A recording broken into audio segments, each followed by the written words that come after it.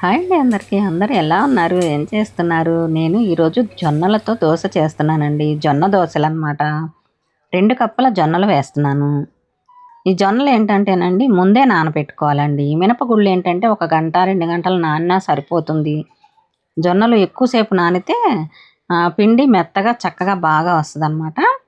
ఇవి వైట్ జొన్నలండి. అంటే పచ్చ జొన్నలు ఉంటాయి కదండీ! అవి కాదండి. మామూలు జొన్నలనమాట ఇవి. ఇవైతే ఒక 8 గంటల సేపు నానపెట్టాలండి. జొన్నలు కొంచెం తొందరగా నానవు కదా! అందుకని మినపగుళ్ళైతే కొంచెం లేట్‌గా నానబెట్టుకోవచ్చు. ఇదిగోనండి మినపగుళ్ళైతే 1 కప్పు వేశాను. జొన్నలు 2 కప్పులు వేశాననమాట. ఇవి 2 చక్కగా ఈ విధంగా నానిపోయాయి. నానిన తర్వాత ఇంకా మిక్సీ పట్టేస్తున్నాను. జొన్నలు వేరేగా, అలాగే మినపగుళ్ళు కూడా వేరేగా పట్టాలనమాట. ఈరోజైతే నేను ఇందులో పచ్చిశనగపప్పు కానీ, అటుకులు కానీ వేయట్లేదండి. అవి కూడా వేసుకోవచ్చు.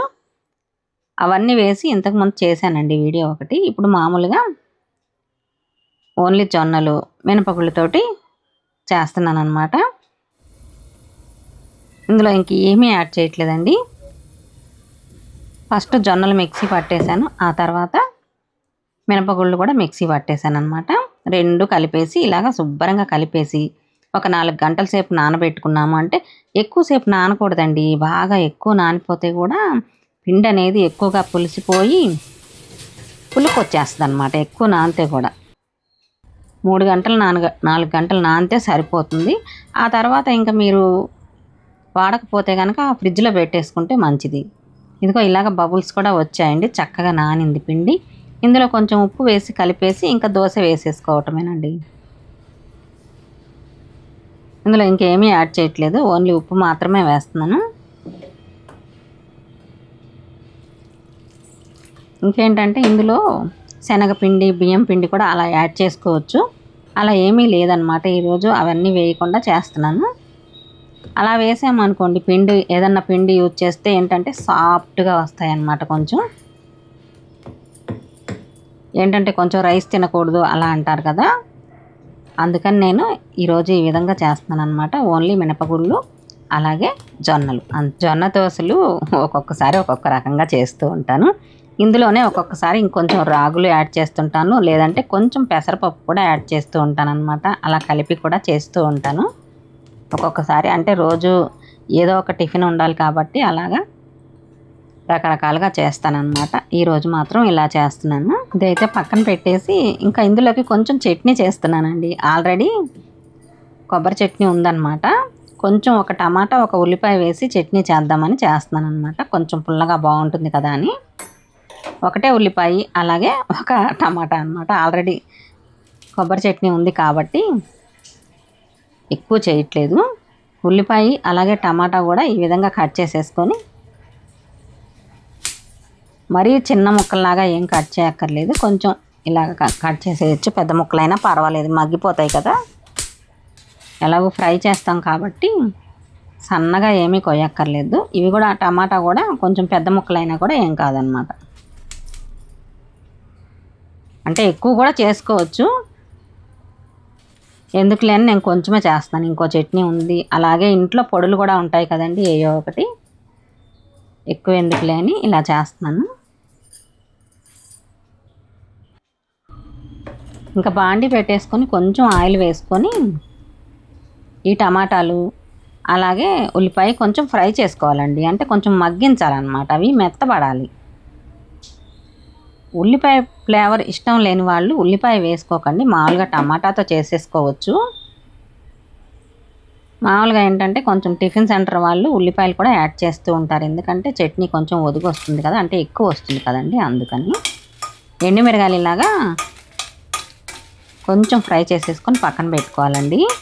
అంటే నల్లగా అయిపోకుండా అనమాట. కొంచెం ఫ్రై అంటే ఫ్రై అవ్వకుండా కాదు, నల్లగా అవ్వకుండా ఫ్రై చేసుకొని ఒక ప్లేట్లోకి తీసేసుకొని ఇందులో టమాటాలు, ఉల్లిపాయలు వేసుకుంటే సరిపోతుంది.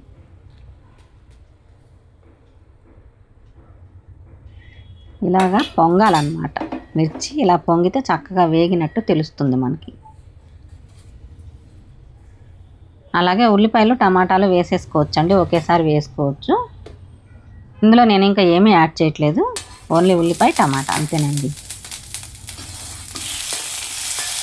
ఇవేంటంటే టమాటా కొంచెం గట్టిగా ఉంది కాబట్టి ఇందులో కొంచెం వాటర్ కూడా యాడ్ చేసుకుంటే తొందరగా మగ్గిపోతుంది అన్నమాట. టమాటా మెత్తగా ఉంటే ఏంటంటే అందులోంచి కొంచెం నీరు వస్తుంది కాబట్టి అలాగే మగ్గిపోతాయి. ఇదేంటంటే కొంచెం గట్టిగా ఉంది టమాటా. గట్టిగా ఉన్న టమాటా అయితేనే బాగుంటుంది అన్నమాట పచ్చడికి. అలాగే టమాటా పప్పు అలా చేసుకునేటప్పుడేమో కొంచెం మెత్తటి టమాటాలు ఉంటే బాగుంటాయి.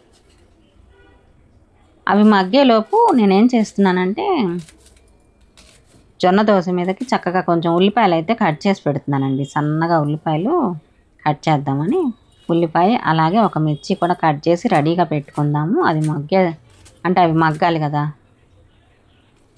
టమాటాలు మగ్గేలోపు ఈ పని చేద్దాంలే అని ఇలాగ కట్ చేసి రెడీగా పెట్టుకుంటున్నాను అనమాట. ఈలోపు అవి కూడా చక్కగా మగ్గిపోతాయి. తొందరగా అయిపోతుందండి, కొంచెమే కదా, ఎక్కువ టమాటాలు కాదు కదా. అదే ఎక్కువ టమాటాలు అలాగా ఫ్రై చేయాలి అనుకుంటే మాత్రం చక్కగా పెట్టేసి వెళ్ళి టీవీ దగ్గరన్నా కూర్చుంటాను, అవే మగ్గుతాయి చక్కగా.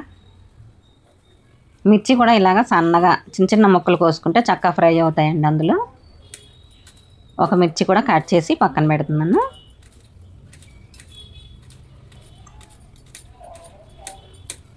ఇంతలో ఈ టమాటాలు కూడా చక్కగా మగ్గిపోయాయండి.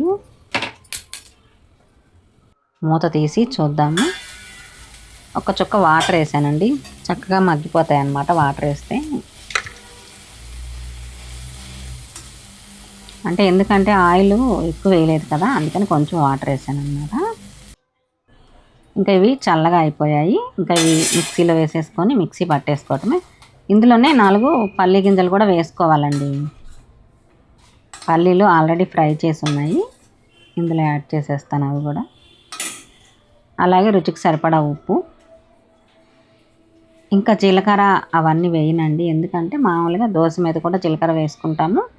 అలాగే తాలింపులో కూడా జీలకర్ర యాడ్ చేసుకుంటాం కదా, అన్నిసార్లు ఎందుకులే అని ఇందులో వేయలేదు నేను. జీలకర్ర వేస్తే ఇంకా వేరే ఫ్లేవర్ వస్తుంది అన్నమాట, ఎందుకంటే ఉల్లిపాయతో చేస్తున్నాం కదా, అందుకని. ఇంకా మిక్సీ పట్టేశాను, కొంచెం తాలింపు పెట్టేస్తే సరిపోతుంది. ఆవాలు జీలకర్ర అంతేనండి. కొంచెం ఒక చుక్క ఆయిల్ అయితే వేసాను. ఆయిల్ వేసేసుకొని కొన్ని ఆవాలు అలాగే కొంచెం జీలకర్ర వేసేసి కొంచెం కరివేపాకు, కొంచెం మినపప్పు అన్నమాట.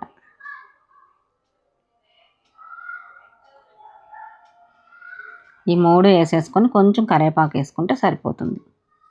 మనం ఎండుమిరగాయలతోనే చేసాం కాబట్టి అందుకని నేను ఎండుమిరగాయ వేయలేదండి. ఇదంతా కొంచెం ఫ్రై అయిన తర్వాత చట్నీ ఇందులో యాడ్ చేసేసుకోవడమే.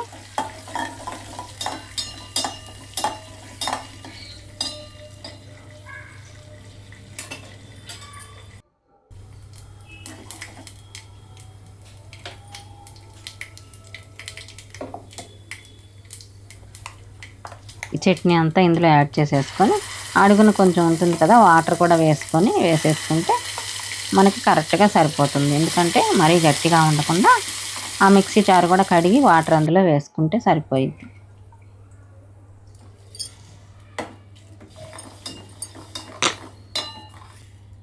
అయిపోయిందండి, చట్నీ రెడీ అయిపోయిందనమాట. ఎంత క్వాంటిటీలో అయినా కూడా చేసుకోవచ్చు ఇలాగా. నేనంటే కొంచెం చేస్తాను కాబట్టి ఒకటే టమాటా ఒక ఉల్లిపాయ వేసాను. మీరు ఎక్కువ కావాలంటే కూడా వేసుకోవచ్చు, ఉల్లిపాయలు కొన్ని తక్కువ వేసుకున్నా పర్వాలేదు. ఇంకా నేను చింతపండు యాడ్ చేయలేదండి, ఆ టమాటా పులుపు అనేది సరిపోతుంది మనకి. బాగా పులుపు తినాలి అంటే పులుపు తినే వాళ్ళు ఉంటారు కదండి, అలా ఎవరైనా పులుపు కావాలనుకుంటే కొంచెం చింతపండు కూడా యాడ్ చేసుకోవచ్చు. ఇంకా పెనం అయితే పెట్టేశానండి, ఇంకా పెనం వేడైతే దోశ రెడీ చేసుకోవడమే. ఇంకా ఒక స్పూన్ ఆయిల్ వేసేసి ఇలాగా స్టిక్ ఉంటుంది కదా, దాంతో రబ్ చేసేస్తాను. మనము ఇలాగ షైనింగ్ ఉన్న పెనాలు తీసుకున్నా కూడా ఇలా నల్లగానే అవుతాయండి, ఎందుకంటే రోజు వాడుతూ ఉంటాం కదా, అది బ్లాక్గా అయిపోతూ ఉంటాయి.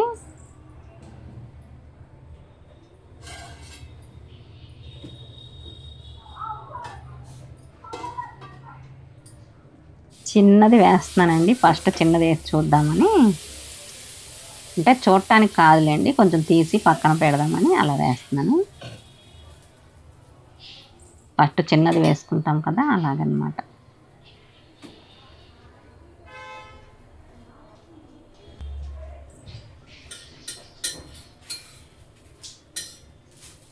తీసేసి పక్కన పెట్టేస్తానండి. ఇది స్టవ్ పక్కన పెట్టేస్తానమాట.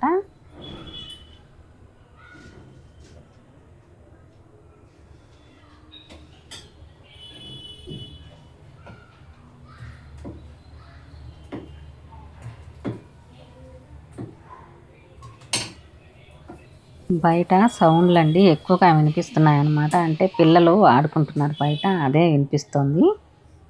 ఫస్ట్ ఇలాగా అట్టులాగా చేస్తానండి. చిన్న అట్టులాగా చేసి దాని మీద ఉల్లిపాయలు, పచ్చిమిరకాయలు, జీలకర్ర కూడా వేస్తాను. ఇలా అట్టులా వేస్తున్నాం అనమాట. మా చిన్నప్పుడు ఇలాగే వేసేవాళ్ళండి. అట్లు లావుగా ఉండేవి అనమాట. 10 పైసలకి ఒకటి. అంటే అవి రైస్తో చేస్తాం కదండి, అవన్నమాట.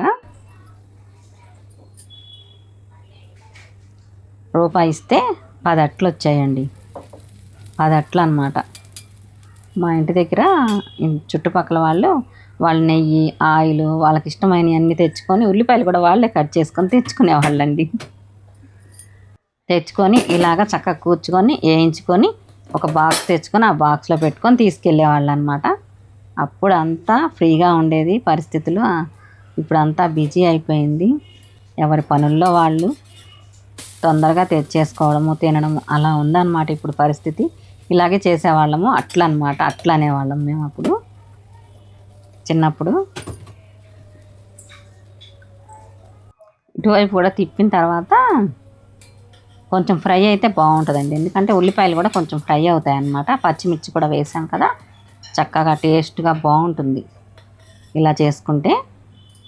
ఈసారి మామూలుగా దోశలాగా చేస్తాను. ఇలా కూడా బాగుంటాయి, మెత్తగా ఉంటాయి అన్నమాట, కమ్మగా. దీని మీద క్యారెట్, బీట్రూట్ అంటే మనకి ఇష్టమైనవి ఏమైనా సరే చక్కగా వేసుకొని ఫ్రై చేసుకోవచ్చు.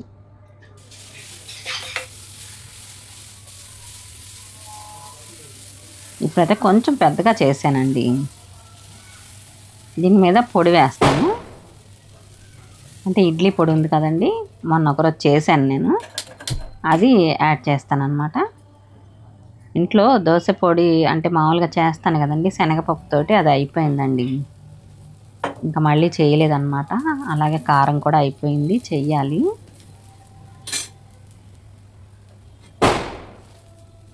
ఈ మధ్య అటు ఇటు వెళ్తున్నాం కదండి, గుంటూరు వెళ్ళొచ్చానండి. 2 సార్లు వెళ్ళొచ్చానమాట. మా నాన్నగారికి కొంచెం ఒంట్లో బాగాలేదన్నమాట. దానివల్ల ఒకసారి, అలాగే కొంచెం స్థలం గురించి పని ఉంటే దాని గురించి ఒకసారి, 2 సార్లు వెళ్ళొచ్చానండి. ఇలా తిరగడం వలన ఇంట్లో పనులు అయితే ఏమీ అవ్వట్లేదు అనమాట. ఇంకా అక్కడికి వెళ్ళాం కదా అని ఇంకా పక్కన అమరావతికి అలా వెళ్ళాం అనమాట. అక్కడ దగ్గరే కదా, వెళ్ళొద్దాం. అన్నీ ఒక రోజులోనేనండి. ఎక్కడికి వెళ్ళినా కూడా వెంటనే రావాలి.